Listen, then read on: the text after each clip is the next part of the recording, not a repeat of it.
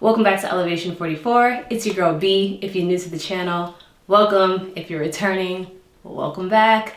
Pull up a chair, grab a warm beverage, grab your notebook. We're about to dive into this Scorpio new moon that's happening on October 25th, okay? And this is a banger because this is also a solar eclipse that's happening at the same time, all right? So the energy is going to be intense. We're going to feel it. And there's a lot of other things happening too. So let's dive into all of it so you're prepared and you know exactly what to do and how to navigate. Okay. So, Scorpio season starting off with a bang.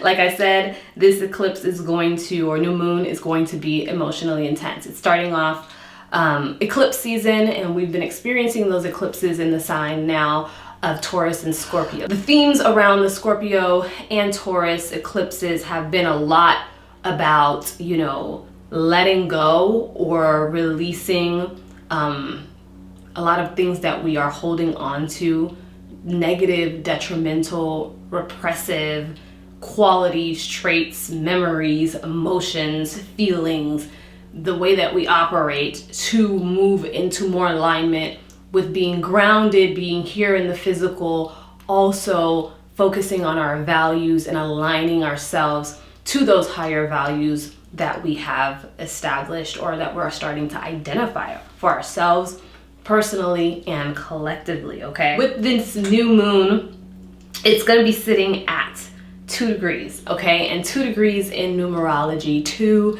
is the number of polarity, right?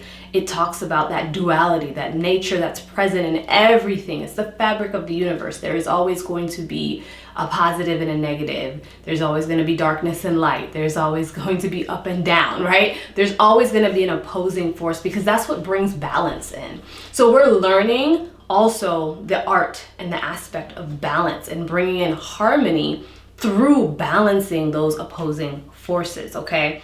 The new moon really in general is a time where the sun and the moon are aligned, right? So you have the sun and the moon in one area of your chart that is focusing your inner needs, which is that moon energy and your emotions and all of the things that you desire internally, and your external needs, which is the sun, the ego, everything that you desire outside of self. And they're coming together and they're saying, hey, we're focused in this one area to bring change or to focus in this area, right? And then the eclipse is about rapid, powerful transformation. So when we're combining that, when we're looking at this solar eclipse and we're looking at the area of the chart that it's touching for you, you got to look at where Scorpio is in your chart. What house is that? Where is it at? Is it touching or talking to any personal planets on your chart? That's where the transformation is going to be happening. It's going to happen powerfully, rapidly, and a lot of times unexpectedly, especially with some of the different aspects or transits that we have going on at the time of this solar eclipse. So you want to definitely be paying attention to that. I have down in the description box how to find where the new moon or the solar eclipse is happening in your personal chart. The link, everything is down in the description box. I also have a service now where I just launched. If you want to deep dive with me and you want to look at the chart together, we can do that. I can look at your chart and say exactly what's going on and see how it's impacting you personally. So if you have a hard time reading it on your own, please, there's also a link down in the description box where you can book some time with me so we can dive into it. Because the thing about eclipse energy, especially solar eclipses, it comes in fast, it comes in rapidly, it's external, right? And that solar eclipse is like within 6 weeks to 6 months, you're seeing these changes. They're hitting boom, boom, boom, boom, right? So you want to be able to understand exactly how it's affecting you. So it is very powerful to learn how to either read it yourself or to connect with someone like myself to help guide you through the process, okay? So that is just my little PSA there. Like I said, Scorpio and Taurus, that polarity, the opposite energies of each other, is teaching us how to tap back and align more into our values and to release a lot of the things that we have been holding on to. Also, this is in the way of baggage, our trauma, our fears, the karma, all of these things that are holding us back, these intense things that are detrimental to helping us move in the right direction, we're being asked to release that and instead tap back into our values, align to our true desires, healing, the love, the things that we want to experience very much in the physical, because this is a physical experience. Yes, we are spiritual beings having a human physical experience. So that is very much necessary in order for us to encompass the entire thing, right? And the thing about this is, the reason why this intensity is going to be dialed up a notch with not only the solar eclipse being very powerful, very emotionally charged, with Scorpio being very, very intense energy on its own, we also have this Mars retrograde that's about to happen. So Mars, the planet of our aggression, our anger, our energy, our drive, our will, determination, all of these things, right, is going to be going retrograde 5 days after this eclipse. So it's gonna still very much be in this eclipse energy. The pre-shadow phase started on September 8th. So we've been feeling some of this effect of Mars retrograde. This is why some people are saying, like, you know, I saw a post the other day where someone wrote like the Mercury is out of retrograde, but it feels like Mercury's still retrograding. It's because this Mars retrograde energy is coming in, and it's in the sign of Gemini, right? And Gemini is very much about our communication, our thoughts, and things like that. So our repressed, a lot of times the repressed anger and emotion and different things that we have like that is what is literally coming up during a Mars retrograde, okay? So this Mars retrograde is going to start on October 30th, again 5 days after this eclipse, and it doesn't end until January 12th. And I'm gonna have another video where I dive into that, so you know, don't worry, we're gonna cover that or whatever. But this repressed energy, you know, suppressed anger, a lot of those issues that our aggression, everything that we're like bottling up and keeping in, again with the stuff that we're holding on to, our baggage, our fears, our traumas, our all these different things, they're going to come up during this time, and it is going to affect our communication. It's going to affect our thinking. It's going to affect a lot of the things that Gemini, how we relate to each other. It's a lot of those things that Gemini is highlighting for us. So it is definitely going to be very emotionally intense,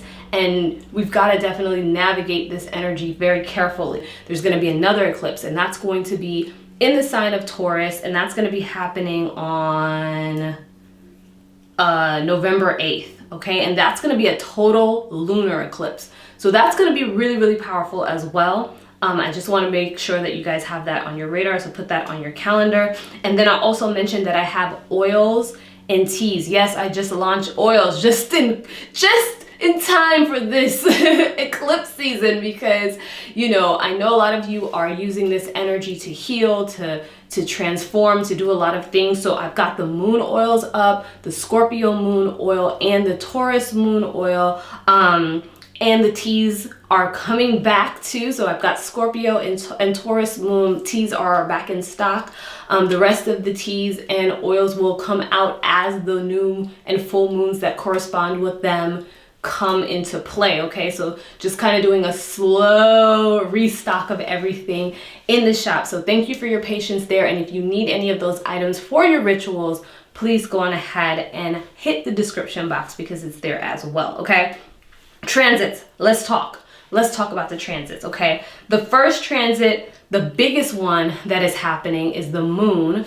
So the new moon is going to be conjunct Venus, all right? Conjunction means a blending of energy if you're new to astrology. Now, Venus is the planet of love. It's the planet of our relationships, our values, our self-worth, a lot of things, you know, our finances. There's just a lot that Venus encompasses. So with Venus, this new moon conjunct Venus, this is also tapping back into the energy of the number 2. Balance and harmony, seeking balance and harmony, okay? So we're more motivated to bring that in. We're more motivated to allow transformation, to have or seek out transformation in order to bring in peace into our life and to bring into that harmony into play.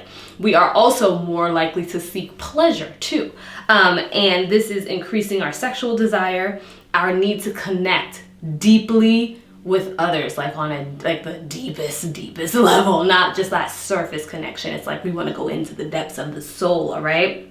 But it's also easy for us under this energy to overindulge, to overstimulate, to overspend in the attempt to pleasure ourselves. And if the emotions or the intensity gets a lot for some people, it almost becomes like a way to distract yourself. So just be careful with overdoing it, because it's very easy to do it with this energy. You're also overall more sensitive to energy, so protecting yourself is going to be key in terms of your energy, right? The moon is also going to be opposite Uranus, and Uranus is sitting in the sign of Taurus, and Uranus is the great awakener. It's about change, it's about unexpected shifts, but it's about revelation, it's about freedom, it's about originality, it's about moving in a new direction to advance, right? So with this opposition, it creates a little bit of a conflict that can be a little hard sometimes to deal with, but conflict comes in order to move us forward. It all comes in to teach us certain things,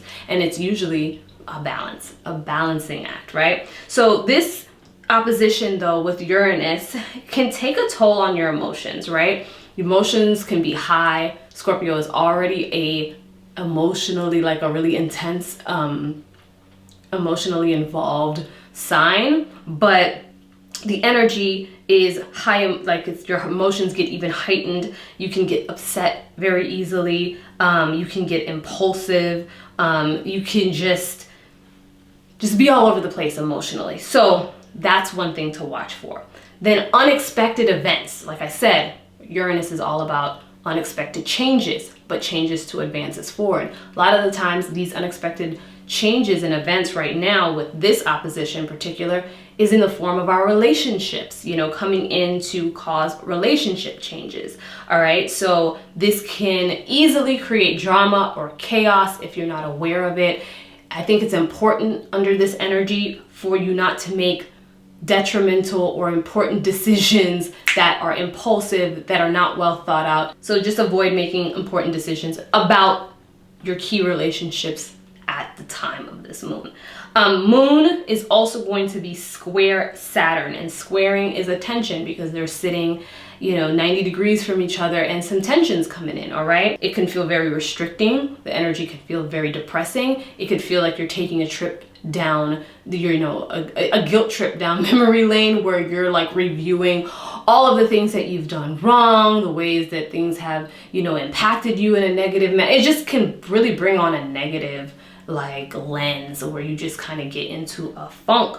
So don't be so hard on yourself. Don't allow yourself to guilt trip go on this guilt trip and go down this depressive energy, because it's not necessary. We all make mistakes, and that's what we do to learn and grow, right?